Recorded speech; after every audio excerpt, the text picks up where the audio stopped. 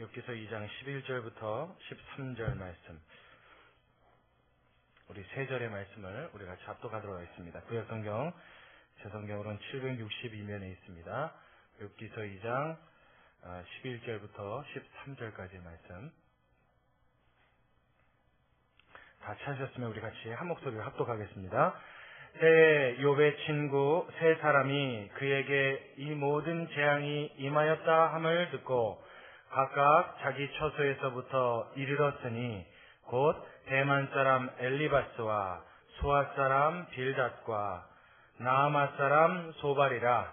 그들이 욥을 조문하고 위로하려 하여 상약하고 오더니 눈을 들어 멀리 보매 그 욥인 줄 알기 어렵게 되었으므로 그들이 일제히 소리질러 울며 각각 자기의 겉옷을 찢고 하늘을 향하여 티끌을 날려 자기 머리에 뿌리고 7일 7야를 그와 함께 땅에 앉았으나 욥의 곤고함과 심함을 보는 고로 그에게 한 말도 하는 자가 없었더라. 아멘. 할렐루야. 오늘 우리 박 집사님 기도하시는데 벌써 교회 문제가 다 여러분 나왔어요. 제가 사실 오늘 광고 말씀을 드리려고 했는데 미리 여러분들 알고 계실 테니까 제가 설교 전에 잠깐 말씀을 드릴게요.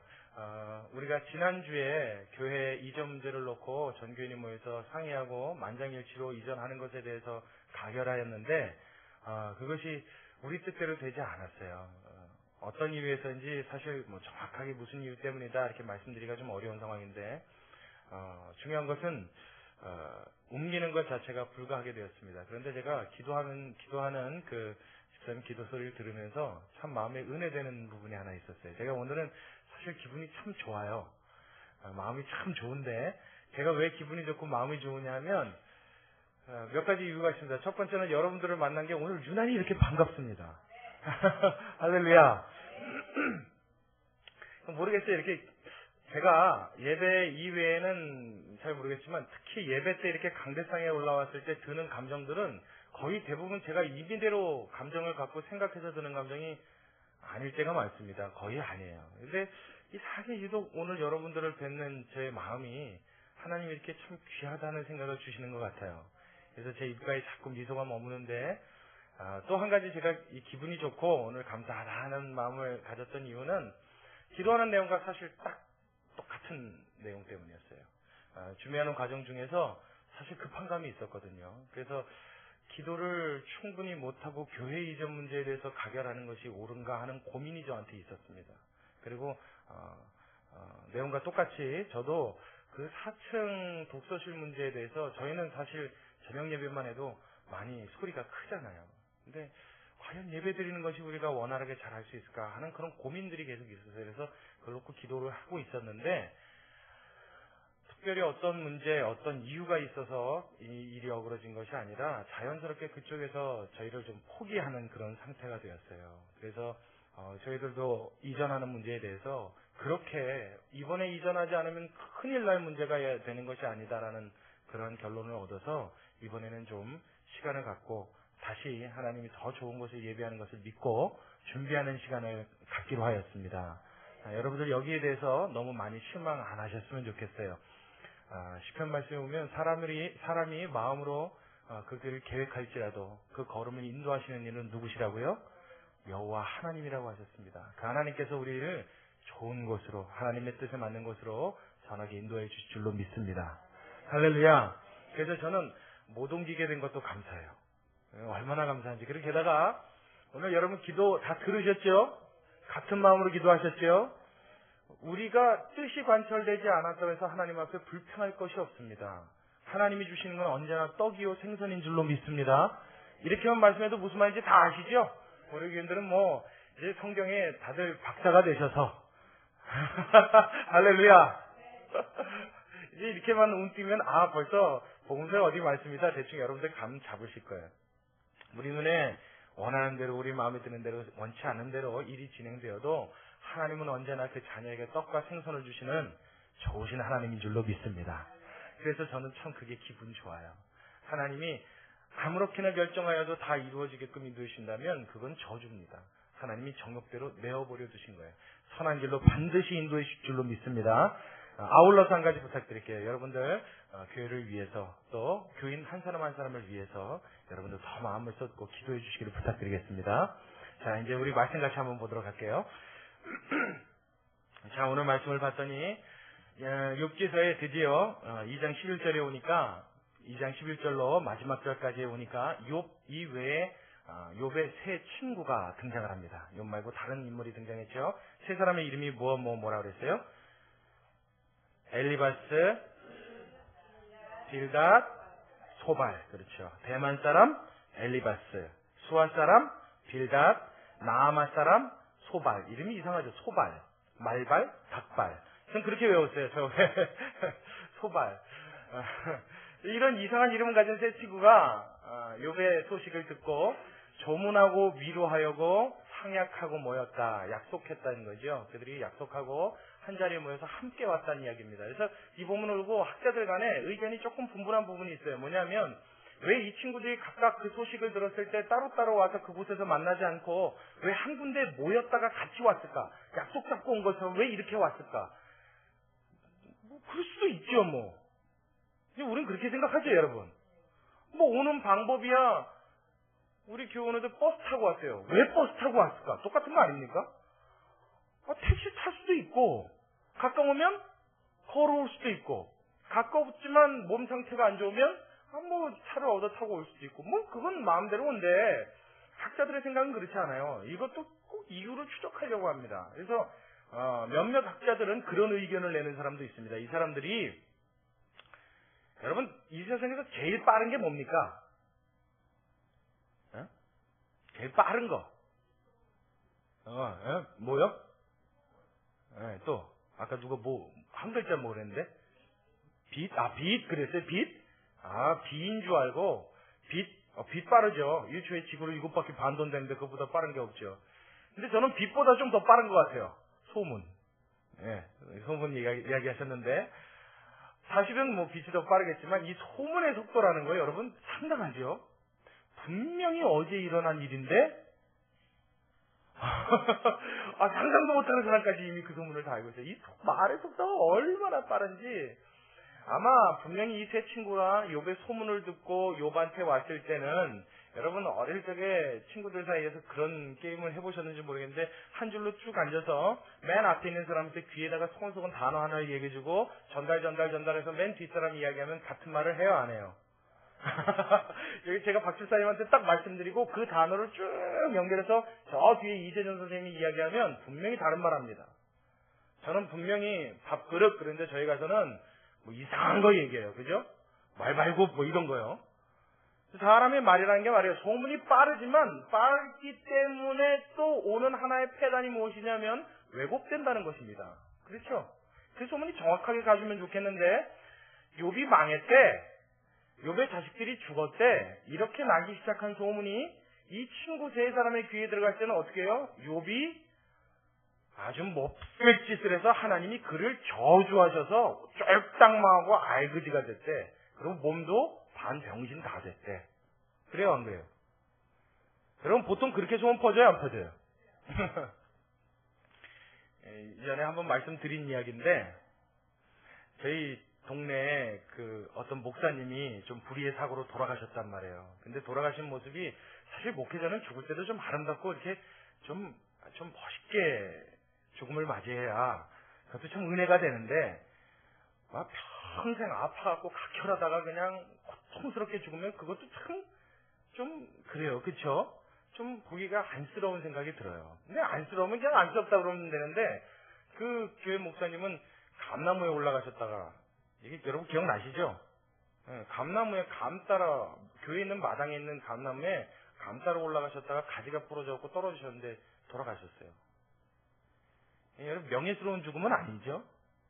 근데 사실 사람이 그렇게 어떤 그런 상할 만한 아픔이 있다라고 하면 사실 불쌍히 여기고 안타까워하는 게 정상입니다. 근데 이 소문이 어떻게 퍼지냐면 그렇지 그 목사 하나님이 치신 거야. 오죽이나 목회 잘못하면 하나님이 그렇게 푸닥 데려가셨을까. 급살 맞았다 그러지 그 급살. 이러고 소문이 나기 시작하는 거예요. 참 사람의 심리라는 게 이상합니다. 좋은 일은 좋은 일이기 때문에 소문을 나쁘게 퍼뜨려요. 나쁜 일은 나쁜 일이니까 더 나쁘게 퍼뜨립니다. 가령 예를 들어서 좋은 일이 있다 그러면 그 좋은 일도요, 야, 참 저 사람 좋겠다, 축하한다, 뭐 무슨 일이 있었대, 이러고 소문이 나면 좋겠는데 또 어디 가서 못된 짓 했구만. 응? 뭐 지금은 뭐 좀 좋은 일이 생겼다고 좋아할지 모르지만 저거 저렇게 되기까지 얼마나 많은 사람 짓밟았을 거야. 여러분 사람 심리라는 게 그렇죠. 아주 독하고 악한 마음이 그 밑자락에 깔려 있어서 항상 남의 이야기라고 그 소문을 퍼뜨릴 때는 좋은 말을 섞기보다는 어떤 말이요? 나쁜 말을 많이 섞어요.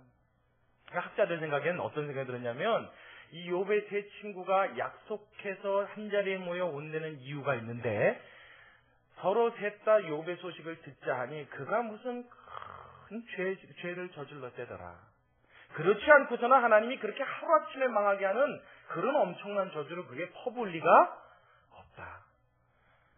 그가 얼마나 남모르는 악행을 저질렀으면 우리 보기에는 거부였고 대단히 유명했고 당대 최고의 슈퍼스타라고 할 수 있는 이 욥이 이렇게 쫄딱만해서 하루아침에 알거지가 됐으니 우리도 그한테 갈 때는 뭐 친구니까 안 가볼 수 없겠으나 우리 만나서 좀 힘을 합쳐서 가자. 따로 갔다가는 그 흉악한 짓을 저지른 욥이 그 안 좋은 형편에 이르러서 마음이 얼마나 상했을 거며 그 상태의 우리를 만나면 혹시 해코지하지 않겠느냐. 그래서 셋이 뭉쳐왔다는 거예요. 자, 여러분 일리 있어요, 없어요? 있다고 생각은 들어요, 그죠?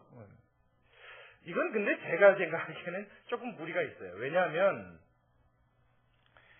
충분히 상상하고 추측할 수 있는 이야기이긴 하지만 성경적인 뒷받침할 수 있을 만한 어떤 근거는 없는 이야기입니다. 또 뿐만 아니라 우리 기준, 우리 생각, 우리가 어떤 악한 그런 성향을 놓고 이런 사건을 생각하자면 충분히 그럴 법도 하다 생각할 수 있겠지만 여러분 성경에서 어떤 사건에 대해 이야기해 줄 때는 물론 인간의 성향이나 나쁜 속마음을 고발하려는 그런 의도에서 쓰는 글도 있습니다. 그러나 분명히 우리는 어디까지만 봐야 돼요? 성경이 보여주는 곳까지만 봐야 될 줄로 믿습니다. 성경이 말하는 데까지만 가는 거예요. 그래서 오늘 이 본문을 가만히 읽다 보면 자 보세요. 자 11절 저 밑에 하반절에 보면 곧 대만 사람 엘리바스와 수아 사람 빌닷과 라마 사람 소발이라 그들이 욥을 무엇하려고 왔다 그래요? 조문하고 그 다음에요? 위로하려 하여. 여러분 사실 이렇게 성경을 보는 데 있어서 제가 오늘 이 말씀을 드리는 이유는 우리가 충분히 성경하다 보면 마음속에 상상하고 그릴 수 있는 그림들이 참 여러 장 나옵니다. 그러나 분명한 것은 여러분의 그림이 성경에서 비추어주는 조명에 한정될 수 있게 되기를 주의 이름으로 축원합니다. 우리는 그 훈련을 해야 돼요. 그래서 성경이 보여주는 데까지만 봐야 돼요. 그러니까 사실 이 친구들은 무슨 의도로 왔어요? 안 좋은 의도로 왔어요? 좋은 의도로 왔어요? 좋은 의도예요. 그렇죠. 여러분 이 친구들은 참 훌륭한 친구들입니다. 친구의 아픔을 놓고 상처를 놓고 친구가 마음을 합해서 그를 위로하기 위해 세 사람 친구는 시간을 정하고 약속하고 그의 아픔을 놓고 함께 시간을 드리기 위하여 기꺼이 발걸음을 옮겼다는 거예요. 아름답지 않습니까? 아름답지요? 한 번 더요. 아름다워요? 아름답다고 여러분 대답하셨으면 우리 분일교회 교인들 간에도 이 아름다움이 전통이 되어지길 주의 이름으로 축원합니다.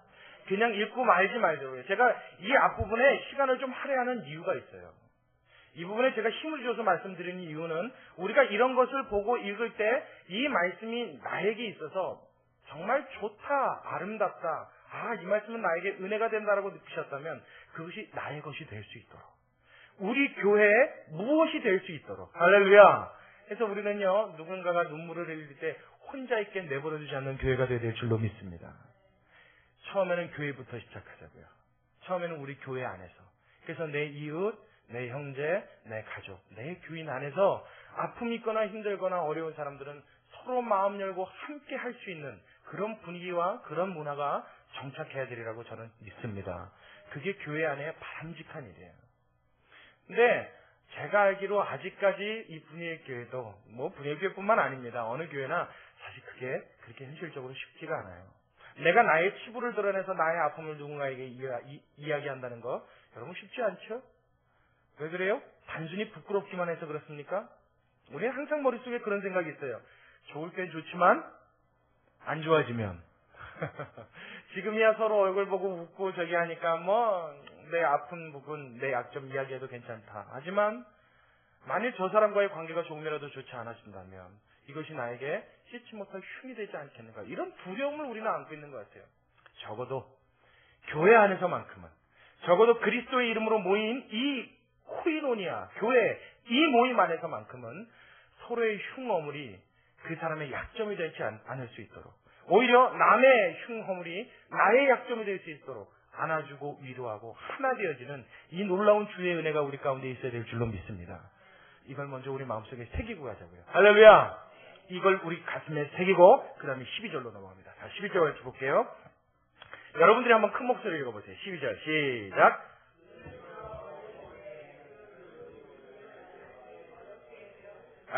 다시.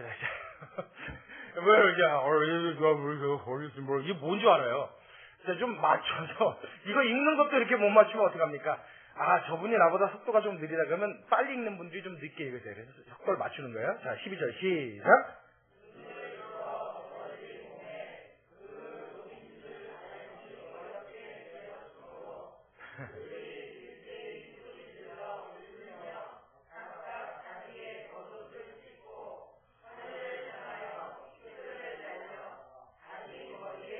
자, 여기까지요.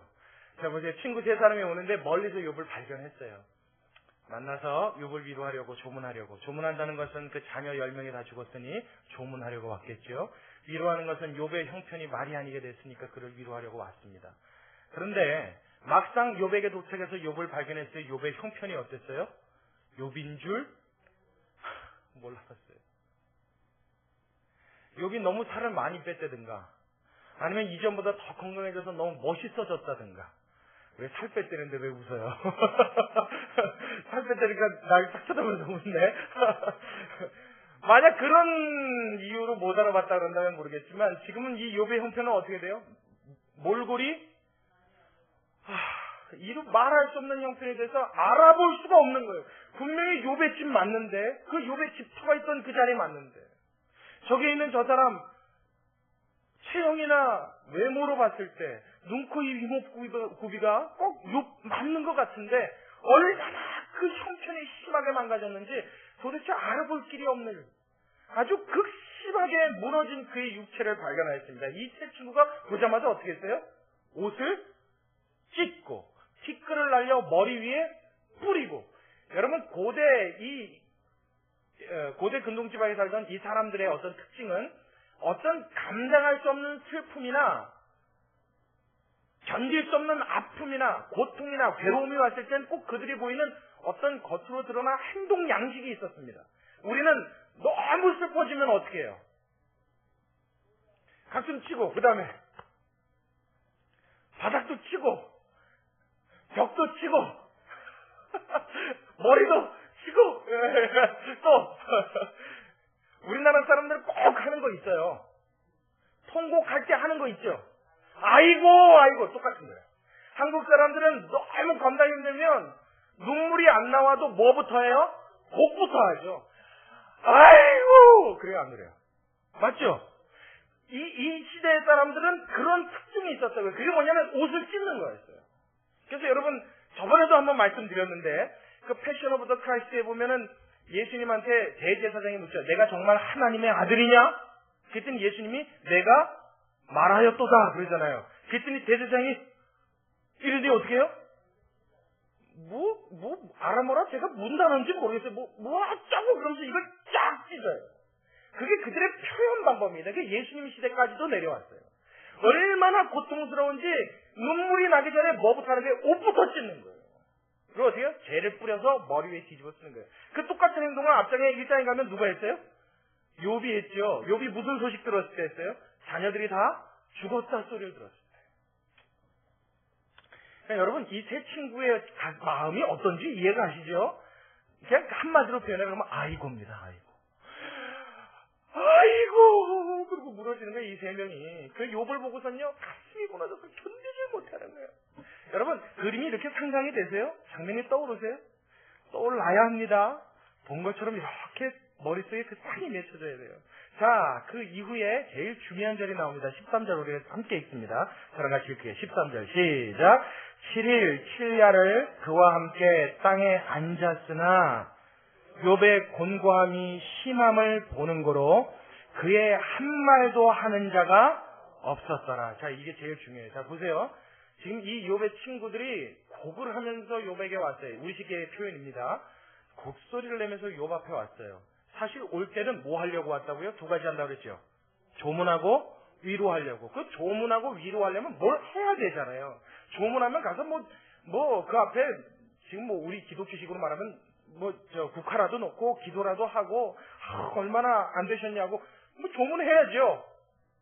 너 많이 힘들겠구나. 위로해야죠. 근데 이들이 막상 욥을 보니까, 욥한테 와서 그의 형편을 보니까 할 말이 막혀버렸습니다. 할 말이 없는 거예요. 도대체 무슨 말을 해야 될지 앞이 캄캄해진 겁니다. 그래서 그 상황에 이들이 할 수 있었던 일은 뭐밖에 없었어요? 7일 7야를 그와 함께 있었으나 욥에게 말했다 안 했다? 침묵하는 것밖에 할 게 없었다는 거예요. 할 말이 없는 거예요. 말한들 소용이 없거든요. 위로한들 위로가 안 되거든요. 제가 이런 설교를 할 때마다 자주 인용하는 사건이 하나 있습니다. 여러분, 대구에서는 이상하게 우리나라에 대구에 이상한 참사가 참 많았어요. 그죠? 근데 유독 어린이에 관한 이 어떤 참담한 소식이 대구에 많이 일어났는데, 어린이집이 한번 불타갖고 여러분 한 30-40명의 어린아이들이 다 죽었던 사건 여러분 기억나시죠? 제가 그 사건은요 평생 못 잊을 것 같아요. 제가 원래 그런 사건에 대한 뉴스나 기사가 나오면 오래 못 봅니다. 아, 그랬대구나. 그러고선 잘 못 보고 돌리는 편이에요. TV를 못 봐요, 그 장면을. 근데 이상하게 유난히 그날따라 제 시선이 거기서 떠나지 않고 그 장면을 계속 봤어요. 근데 보는데 얼마나 가슴에 와서 이게 꽂히는지 제가 평생 못 잊을 것 같아요. 그 중에 유난히 제 눈에 들어오고 가슴에 맺힌 상이 하나 있는데, 그게 뭐냐면 어떤 한 어머니예요. 어떤 아이의 어머니인지 모르겠는데 그 어머니가 그 자기 딸의 사진을, 영정사진을 끌어안고 그냥 통곡을 하는데, 이건 우는 게 아니라 오열이라는 말로도 표현이 안 돼요. 정말 이렇게 창자가 다 뒤집어질 것 같아요. 얼마나 우는지. 그건 울음이라고 표현할 수가 없어요. 몸부림에 가깝더라고요. 여러분 생각해보세요. 얼마나 괴롭겠어요? 그렇게 몸부림을 치는데 기자가 와서 질문을 던져도, 카메라를 찍어도, 옆에 누가 와도 보이지 않아요. 이 어머니는 아무것도 안 보여요. 오직 뭐만 보여요? 자기 딸아이의 사진. 그 딸아이의 흔적. 아주 여기에 온 정신을 다 뺏겼어요. 그 어머니는 한참 보고 있었습니다. 그러고 있었는데 그 다음에 일어난 사건이 제 눈에 딱 들어왔어요. 뭐냐면 그 옆에 똑같은 나이에 아들이 죽은 어머니가 같이 울고 있었어요. 이전까지는 TV에서 나와서 카메라 방송국이 방송국에서 취재를 나와도 카메라를 들이대도 요지부동 안 하고 오열하고 몸부림치던 그 어머니가 자기 옆에 있던 아들이 죽은 어머니와 함께 눈이 딱 마주치자 어떻게 돼요? 저는 아는 사람인 줄 알았어요. 두 사람이 같이 손을 붙들더니 목을 끌어안고 부둥켜 안고 우는데요. 그 모습이 가슴을 아프게 하더라고요. 알고 보니까 두 사람이 전혀 관계없고 모르는 사람이에요. 근데 그 순간에 목을 부둥켜 안고 엉엉 운단 말이에요. 그냥 이 세상에 그 사람 단 둘밖에 없는 것처럼 두 사람은 끌어안고 우는데요. 정말 그 상황을 어떻게 표현할 길이 없어요. 참담하게 이제 말할 수가 없어요. 그런데도 끝까지 그 두 사람은 놓지 않고 부둥켜 안고 울어요. 그거 왜 그랬습니까? 무엇 때문이에요? 그렇죠. 사자성어 있죠. 동변, 상면. 똑같은 일을 경험한 사람끼리 공감대를 형성할 수 있는 상황을 말하는 거죠. 그 순간에요, 카메라가 왔을 때도 보이지 않았어요. 그 순간에 취재진이 와서 취재를 해도 무슨 소리인지 들리지 않았어요. 기자가 와서 질문을 던져도 그 질문에 답할 생각 없었어요. 그런데 뭐가 보여요? 나와 같은 처지에, 같은 고통과 같은 아픔을 겪은 그 사람이 내 옆에 있다는 사실이 그 마음속에 유일한 무엇이 됐다고요? 위로가 되더라고요. 그게 위로가 되더라고요.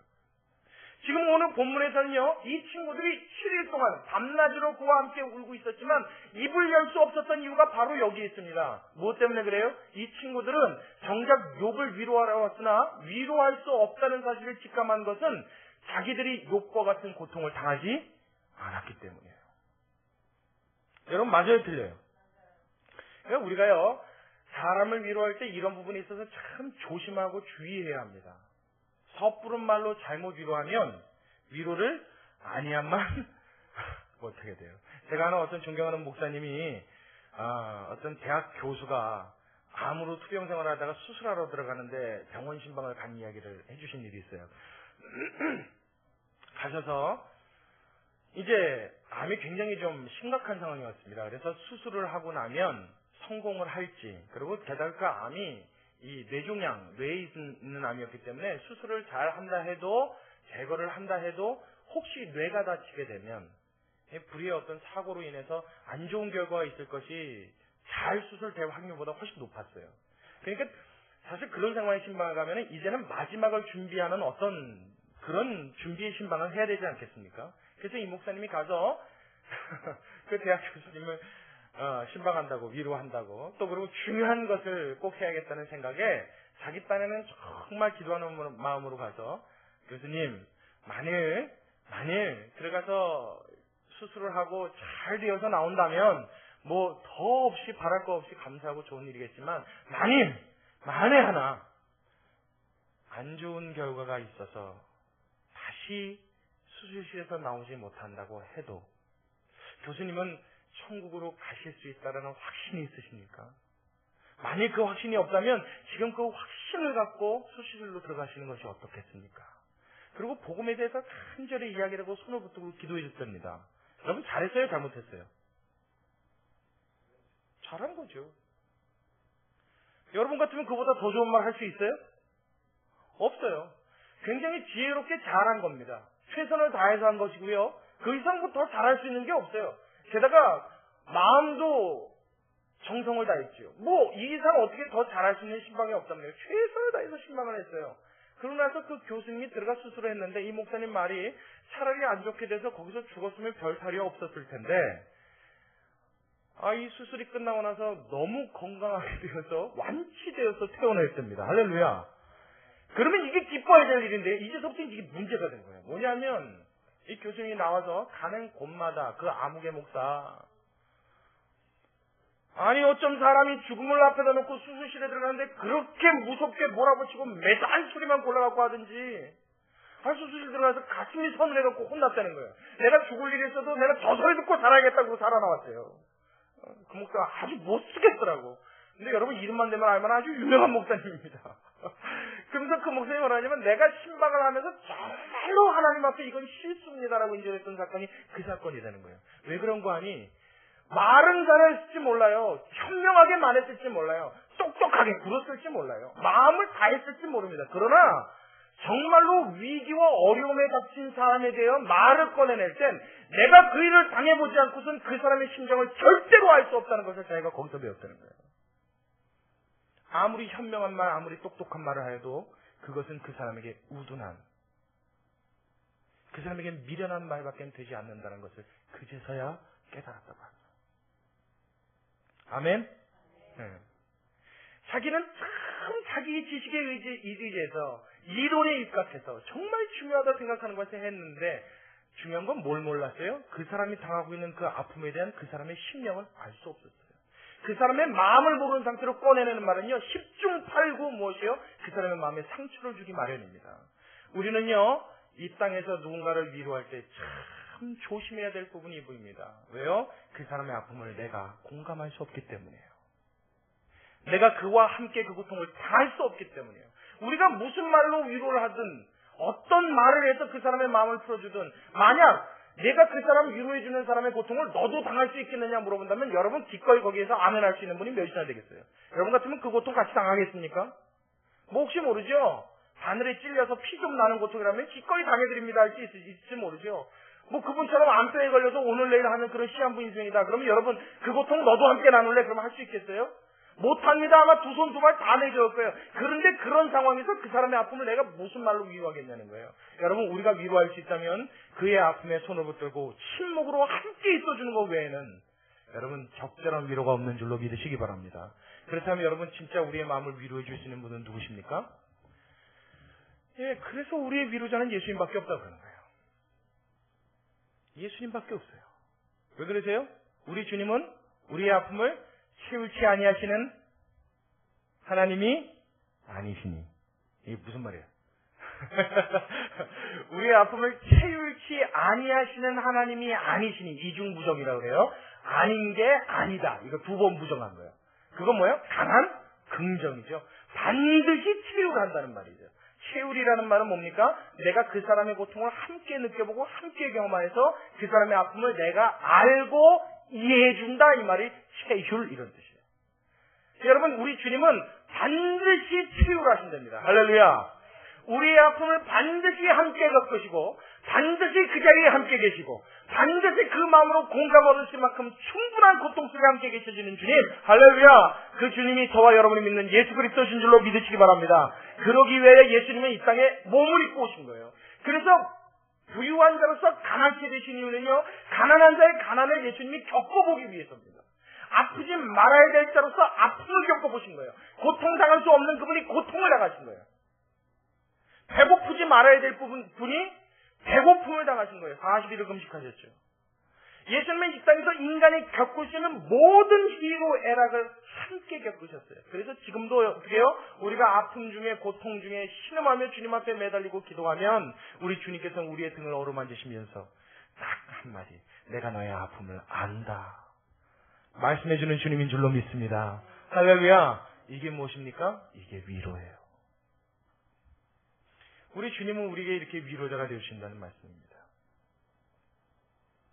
제가 예전에 찬양 중에 이런 찬양이 있습니다. 여러분 복음성가 중에 아시는 분이 있을지 모르는데 하나님께로 더 가까이 갑니다. 그런 찬양이 있어요. 하나님께로 더 가까이 갑니다. 어떤 교회 가면 이렇게 부르면 몇 분 쫙 같이 따라해 주시는데 여러분 입은 움직이는 분이 몇 분 계세요. 근데 눈 마주치면 시킬까봐 좀 같이 좀 해봐요. 하나님께로 더 가까이 갑니다. 그 다음에 뭐야? 고통 가운데 계신 주님, 할렐루야. 변함없는 주님의 크신 사랑, 영원히 주님만을 섬기리. 제가 이 찬양 부를 때마다 늘 궁금증이 있었어요. 하나님께로 더 가까이 갑니다. 이해돼요. 변함없는 주님의 크신 사랑, 영원히 주님만을 섬기리. 이해돼요. 근데 두 번째, 고통 가운데 계신 주님이 도대체 이해가 안 되는 거예요. 왜 주님은 고통 가운데 계시지? 왜 맨날 아프지? 왜 주님은 고통 가운데 계신다고 찬양했지? 그 작사자의 의도가 모르겠는 거예요. 근데 어느 순간에 제가 이 욕지사의 말씀을 깨달으면서 그 구절을 이해했습니다. 주님은 항상 무엇을 찾아다니세요? 고통 찾아다니세요. 저와 여러분이 당하는 고통을 찾아다니시면서 그 고통 가운데 함께 계셔주는 주님에게 이 노래가 가능한 줄로 믿습니다.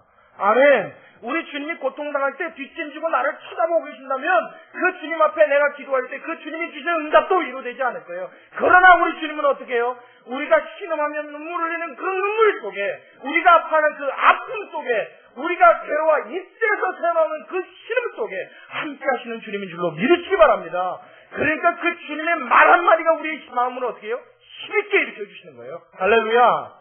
할렐루야. 여러분, 그런 이 주님 앞에 나아갈만 하지 않습니까?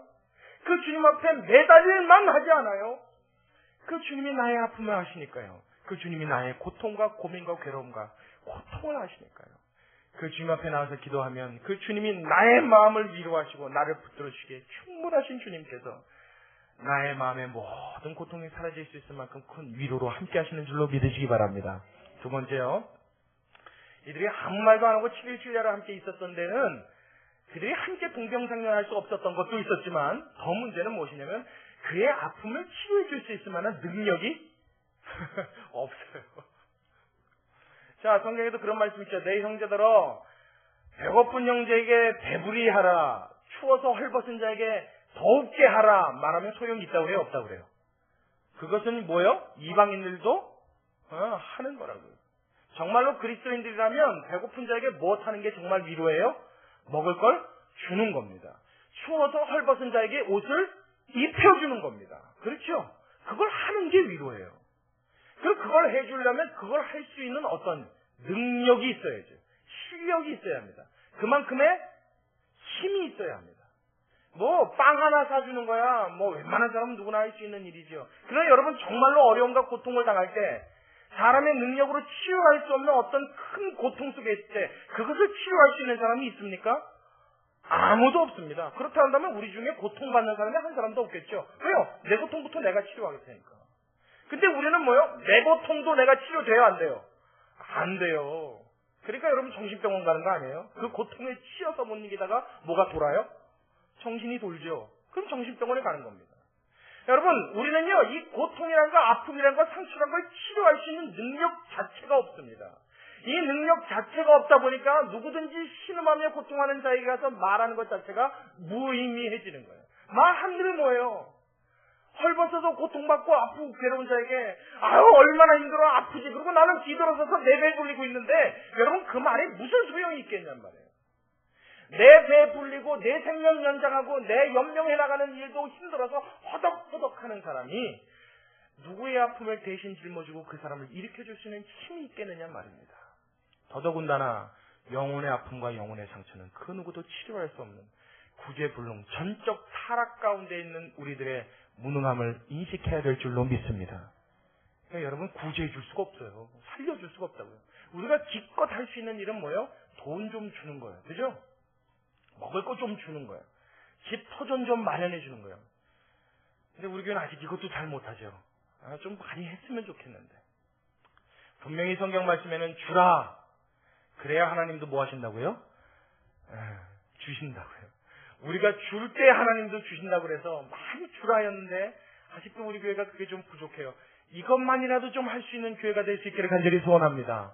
아멘. 하지만 이것도 역시요 제대로 된 온전한 위로가 될 수 없습니다. 정말 아픔을 당하고 어려움을 당하는 나병 환자촌. 누군가 그 환자촌을 찾아가서 그 환자들과 인터뷰를 하고 왔다고 그래요. 그래서 그 인터뷰한 내용을 한번 읽어봤는데 당신이 정말 힘들고 고통스러운 이런 생활 속에 마음에 가장 큰 위로를 받았을 때가 언제입니까? 그리고 그 인터뷰한 사람이 질문을 던졌습니다. 근데 이 나병 환자가 뭐라고 그랬냐면 질문을 던지면서 그랬어요.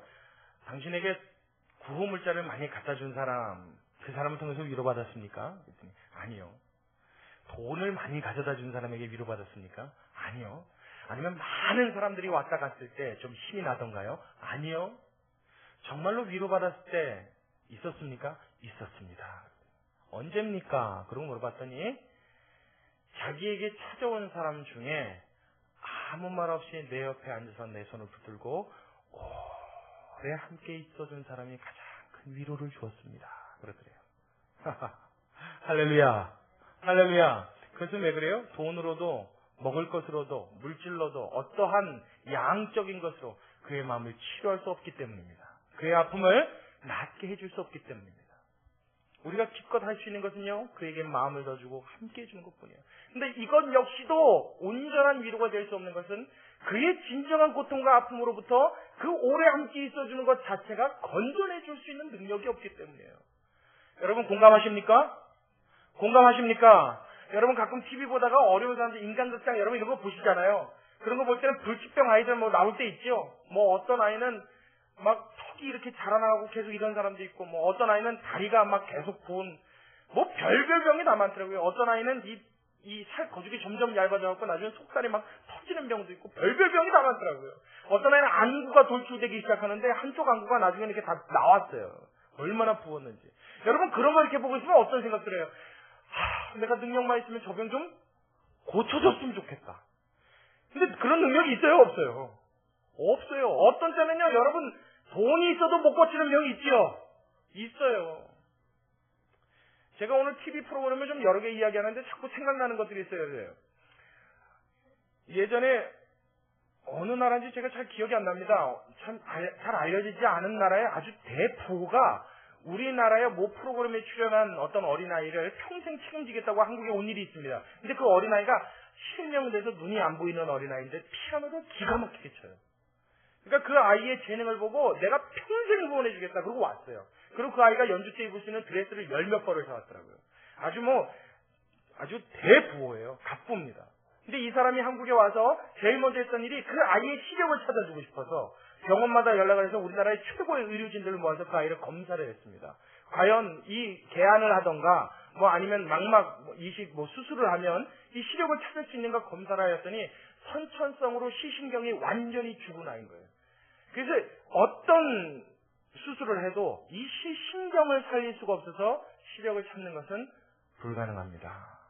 그렇게 판정이 나왔어요.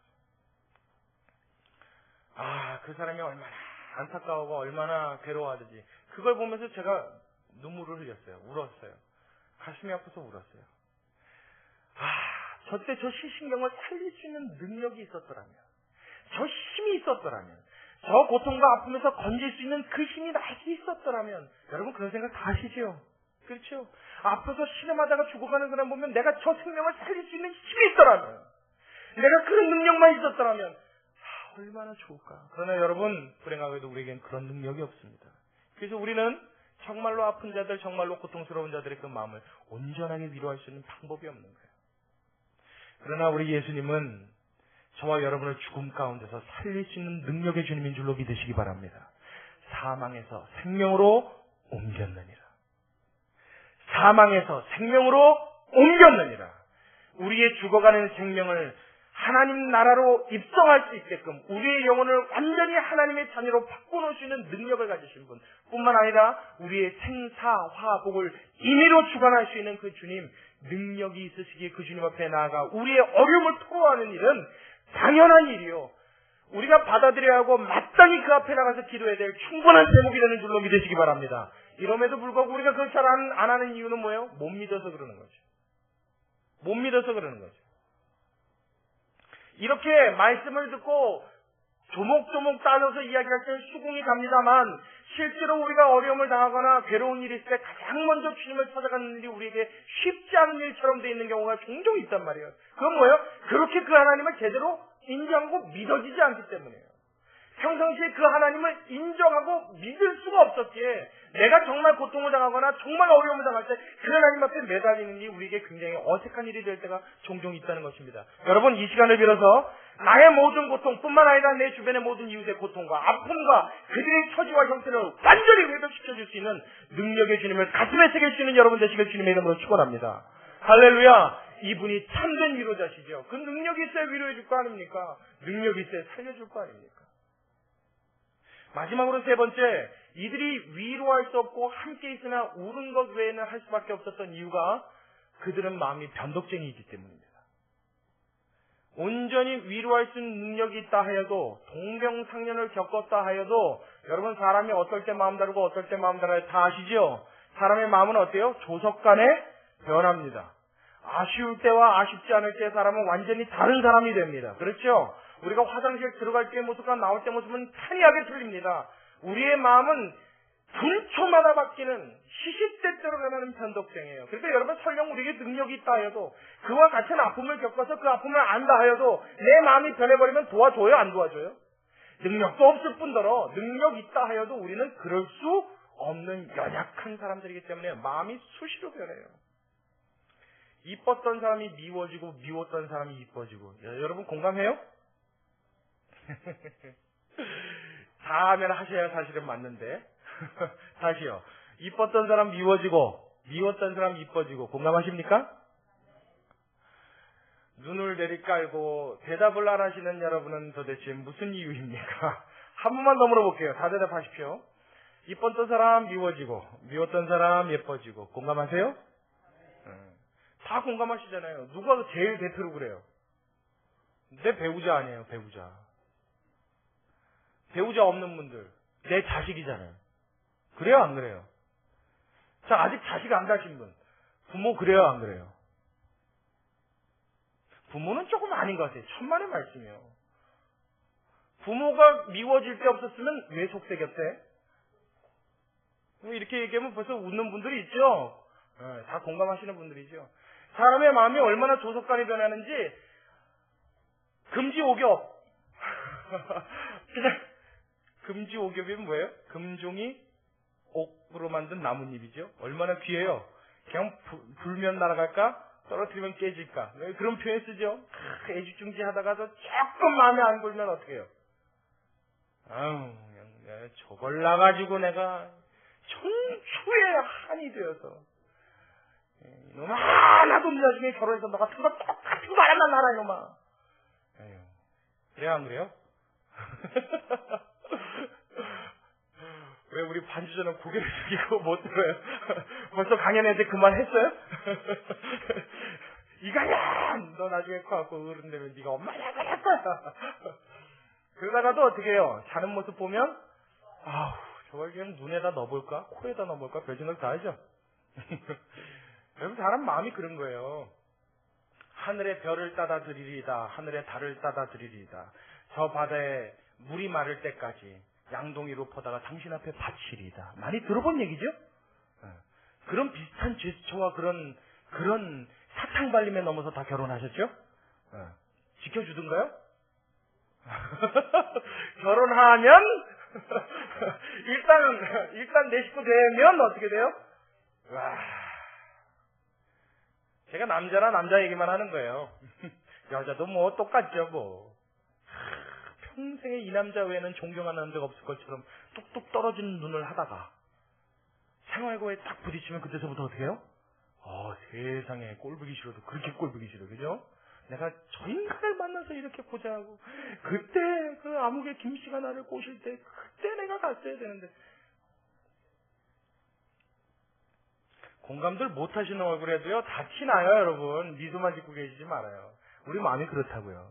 이건 누구의 이야기가 아니라 우리 모두의 이야기입니다. 그렇죠? 우리가 나는 형편 나아지면 도와줄게. 우리 교회 좀 커지면 남 위로해 줄게. 어려운 사람 나부터 좀 살고 나면 도와줄게. 새빨간 거짓말입니다. 정말 도와주기 원하는 사람은 어떨때요? 내가 어려울 때 함께 도와주는 거예요. 아멘? 그렇죠. 같이 아멘해요. 우리 교회가 그렇게 나갈 거란 말이에요. 여러분 정말로 남을 위로하고 도와줄 수 있는 사람은 내가 어려울 때 도와줄 수 있는 사람이 진짜입니다. 내가 힘이 있어지고 내가 부유해지고 내가 먹고 살만하고 내가 여유가 생기면요 더 부족하다고 느끼는 게 사람의 마음이에요. 왜냐? 변덕스러워서 그래요. 이것만 되면 될 것 같다고 자신 있게 말하다가도 막상 그 상황이 되면 어떻게 우리는 돌변하잖아요. 야, 내가 저 차만 사면 더 부러울 게 없겠다. 천만의 말씀이요. 그 차 사고 나면 그 안에다가 카스테레오 300만 원짜리 넣고 싶은 그 마음은 어떻게 할 거냔 말이에요. 사람의 마음은 끝이 없어요. 욕심이 끝이 없어요. 그러다 보니까요 했던 약속 번복하는 건 우리의 주특기가 되었습니다. 그러나 여러분 기억하십시오. 우리 하나님은 회전하는 그림자가 없으시는, 변혁치 아니하시는, 시건치 아니하시는, 말에 실수가 없으신 하나님인 줄로 믿으시기 바랍니다. 하나님은 자손 만대까지 복을 주시겠다 하셨으면 그 약속을 지키시는 하나님인 줄로 믿으시기 바랍니다. 하나님은 그 약속을 지킴에 있어서 자신의 생명을 걸치는 하나님인 줄로 믿으시기 바랍니다. 아브라함한테 약속 딱 한 번 하셨어요. 그죠? 아브라함한테 무슨 약속을 하셨어요? 내가 내 독자 이삭을 아끼지 않고 나에게 주었은 나도 너에게 내 독자를 주리라. 할렐루야. 할렐루야. 그게 몇천 년 전 약속이에요. 예수님 오시기 2000년 전 약속이에요. 2000년 전 딱 한 번, 그것도 누구예요? 아브라함한테. 사실 하나님이 그 약속을 안 지키려 했으면 간단합니다. 성경에 아브라함의 이름 빼버리면 그만 아니에요. 그죠? 이 성경 누가 쓰셨어요? 그러면 하나님이 그 쓰실 때 아브라함 이름만 빼버리시면 그만 아닙니까? 그 모리아 사건만 없애면 되는 거 아니에요? 아브라함 안 빼도 되죠. 모리아산 사건만 지우시면 그만이에요. 그럼 누가 알아요? 2000년 전에 있었던 약속을. 근데 하나님이 그 한 번 뱉으신 약속 때문에 그 약속을 2000년이 지나서도 지키시는 하나님. 할렐루야. 어떻게 지켜요? 자기 아들을 십자가에 죽이는 그 순간에도 끝까지 진행시키시면서 그 약속에 대해 철저하게 완벽하게 지켜내시는 이 하나님, 변하지 않는, 변덕이 없으신, 변혁치 않으시고 시건치 않으시는 하나님인 줄로 믿으시기 바랍니다. 이 하나님이 누구 하나님이요? 우리 하나님이요. 할렐루야. 그러니까 저는 하나님이 진짜 좋아요. 하나님이 만약에 조금이라도 변덕이 있었다면 저는 큰일 납니다. 큰일만 나요. 여러분, 우리가 생명책에 이름이 기록된 것을 어떻게 믿습니까? 어떻게 믿어요? 그 하나님은 변혁치 않으시기 때문에 믿는 줄로 믿습니다. 그렇죠? 만약에 하나님의 변덕이 조금만이라도 있으면 어떻게 해요? 생명책에 넣었다가 화이트로 지우면 그만 아니에요. 싹 지우시거나 그 책 한 장 푹 찢으시면 됩니다. 왜냐? 제 이름 적혀 있는데 뭐 김말동, 김숙자 다 있을 거란 말이에요. 이름. 그죠? 박철순 다 있을 거라고요. 이름들 쭉 보니까 그놈이 그놈이야. 뭐 어디 하나 아까운 거 없네. 북치지만 그 말이잖아요. 근데 하나님은 어떻게 해요? 한번 구원하시기로 결정하셨고 자녀 삼으시면 이것이 변해요, 안 변해요? 변하지 않게. 할렐루야. 저와 여러분은 안정감을 얻고 하나님 그렇게 나아갈 수 있는 그 믿음의 주님, 그 신뢰의 주님, 그 완전하신 주님, 우리 하나님 줄로 믿으시기 바랍니다. 우리를 위로할 수 있는 분은 누구밖에 없어요? 우리 주님, 우리 하나님밖에 없어요. 그래서 우리는 누군가의 위로가 되어질 때 그 예수의 이름 들고 찾아가서 그에게 마음 주고 그와 함께 있는 것 외에는 위로할 수가 없는 것입니다. 반면 우리의 모든 생사 화복을 주관하셔서 우리를 완전한 회복으로 인도하실 수 있는 그 하나님 앞에 저와 여러분의 인생을 맡길 수 있는, 우리 주변에 일어나는 모든 아픔과 모든 혼란과 모든 고통을 내어 맡길 수 있는 믿음의 사람들이 되시길 주님의 이름으로 축원합니다. 할렐루야. 여러분, 이 하나님을 가슴에 모시면요 삶이 힘있어집니다. 아멘. 할렐루야. 그 하나님이 나와 함께 하신다고 믿으면요 배짱이 생깁니다. 부족한 것이 없어집니다. 주는 저산 밑에 백화 빛나는 새벽별, 이 땅 위에 비길 것이 없는 그 주님이 나와 함께 계십니다. 할렐루야. 여러분, 이것이야말로 예수 믿는 사람이 가장 크게 외칠 수 있는 자신감에 넘쳐나는 찬양 중에 찬양이요 노래 중에 노래가 되는 줄로 믿습니다. 그 주님이 우리의 주님이세요. 할렐루야. 여러분, 혹시 여러분 마음에 어려운 무거운 괴로운 짐을 지고 계신 분이 있습니까? 그 주님 앞에 나아가 위로를 구하십시오. 그 주님 앞에 나아가 긍휼을 구하십시오. 그 주님 앞에 나아가 은혜를 구하십시오. 하나님이 여러분의 기도를 들으시고 응답해 주실 줄로 믿습니다. 여러분, 하나님의 응답을 받으면 된 거예요. 된 거예요. 다른 거 다 필요 없어요.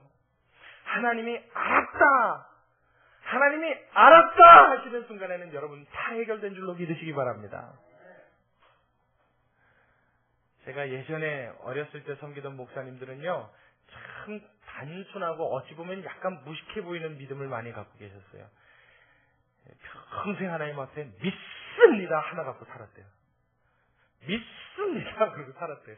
제가 그 설교를 처음에 들었을 때가 갓 20살 넘었을 때인데 어릴 적에 있던 무슨 부흥 집회 테이프가 있어서 그걸 들어봤어요. 했더니 저는 평생 하나님 앞에 믿습니다 그러고 성공하고 믿습니다 하고 살았대요. 지금까지 생명부지하고 사는 게 믿습니다 그렇게 살고 계시대요. 그래서 제가 지금 그때는요 참 유치하다 그랬어요. 무슨 설교가 이래.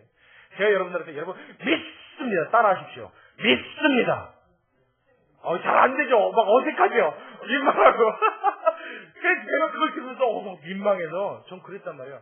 근데요 지금 돌이켜서 생각해보니까 그 믿음이 최고의 믿음이더라고요. 오히려 제가 그 말 앞에 부끄러워요. 그분은요 그 믿습니다가 너무 자연스러웠어요. 근데 저는 믿습니다 하는 이게 민망하단 말이에요. 얼마나 믿습니다를 안 한 거예요. 여러분 얼마나 믿습니다 안 한 거예요. 정말 믿는 사람 뭐예요? 믿고 아무것도 안 해요. 믿고 내가 할 수 있는 거 외엔 염려하지 않아요.